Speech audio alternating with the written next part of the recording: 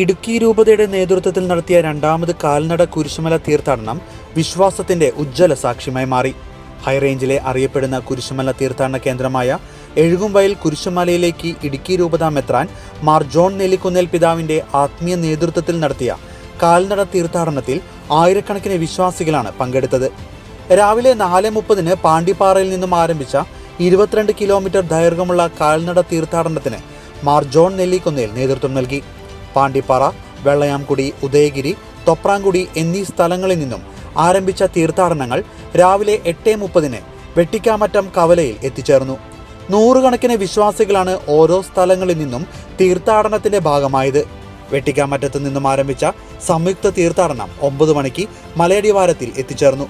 രൂപതയുടെ വിവിധ ഇടവകകളിൽ നിന്നും എത്തിച്ചേർന്ന ആയിരക്കണക്കിന് വിശ്വാസികളാണ് എഴുകുംവയലിൽ തീർത്ഥാടനത്തെ വരവേറ്റത്. 9:30 കപ്പേളയിൽ പ്രാരംഭ പ്രാർത്ഥനകൾ നടത്തിയ ശേഷം ആരംഭിച്ച കുരിശുമല കയറ്റം 11:30 മലമുകളിൽ എത്തിച്ചേർന്നു.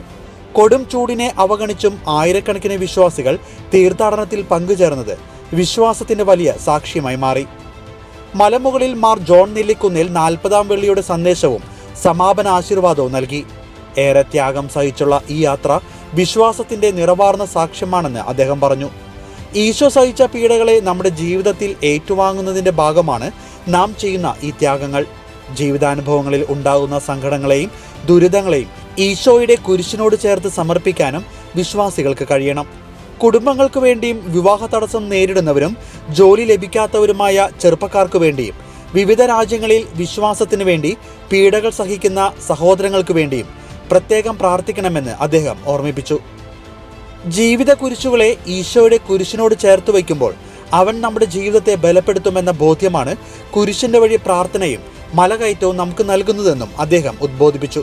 തുടർന്ന് നടന്ന വിശുദ്ധ കുർബാനയ്ക്ക് അദ്ദേഹം മുഖ്യ കാർമ്മികത്വം വഹിച്ചു. ഇടുക്കി രൂപത വികാരി ജനറൽമാരായ monsignor Jose Plachickal, monsignor Abraham Porayattu, monsignor Jose Karivelickal, father Joseph Thachukunnel എന്നിവർ സഹകാർമ്മികരായി. മല കയറിയെത്തിയ മുഴുവൻ ആളുകൾക്കും നേർച്ചക്കഞ്ഞി വിതരണം ചെയ്തു.